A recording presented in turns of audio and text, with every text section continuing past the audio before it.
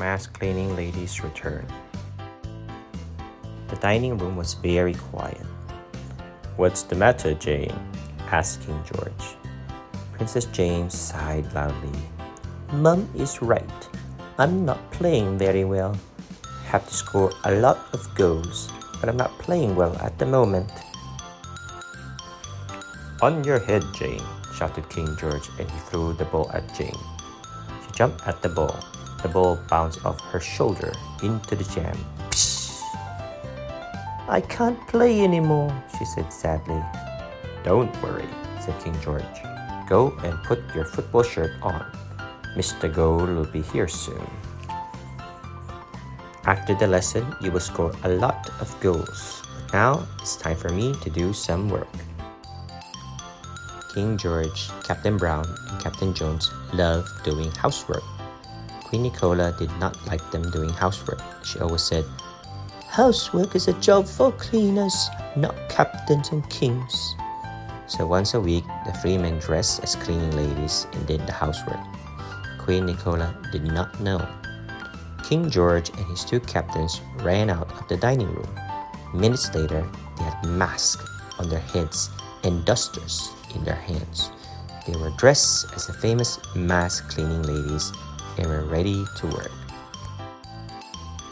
King George and Captain Jones were polishing the cannons when they saw a man walking towards the castle. "That must be Mr. Go," said Captain Jones. When Mr. Go reached the castle walls, another man jumped out of the bushes. He began talking to Mr. Go. "Look," said King George, "it's King Charles of Carrot Castle." King Charles spoke to Mr. Go and then walked away. "What did he want?" asked Captain Jones. "I don't know. That looked very strange," said King George. George and the two captains cleaned the castle during the morning. One of them was always watching Princess Jane and Mr. Go when they were practicing football. In the afternoon, three cleaning ladies had a cup of tea in the kitchen. "Well, is everything okay with Princess Jane? Has Mr. Goal done anything strange?" King George asked. "I don't know. Princess Jane was playing very well when I saw her practicing earlier. She was scoring a lot of goals," said Captain Jones. "She was kicking the ball perfectly when I saw her with Mr. Goal," said Captain Brown. "Everything's okay then," said King George. "Now perhaps we can stop worrying and clean the cooker." Princess Jane came into the kitchen. "How are you, Jane?" asked King George. "Wonderful," said Princess Jane. "I'm playing very well. Mr. Goal and I are having one last lesson. We'll be in the library. Mr. Goal doesn't want anyone to come in." She ran out of the kitchen. "That's very strange," said Captain Jones. "Yes, very strange," said Captain Brown. "Well, let's go and clean the stairs," said King George. "The stairs next to the library?" asked Captain Brown and Captain Jones. "Of course," said King George.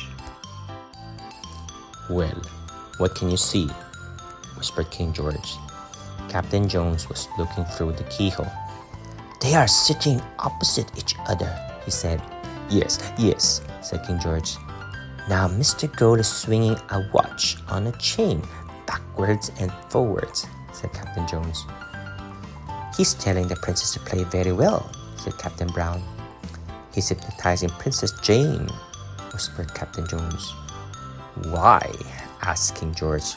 "Perhaps he wants to make her play well," said Captain Brown. "That is very strange. I don't like it," said King George. The end of chapter 2.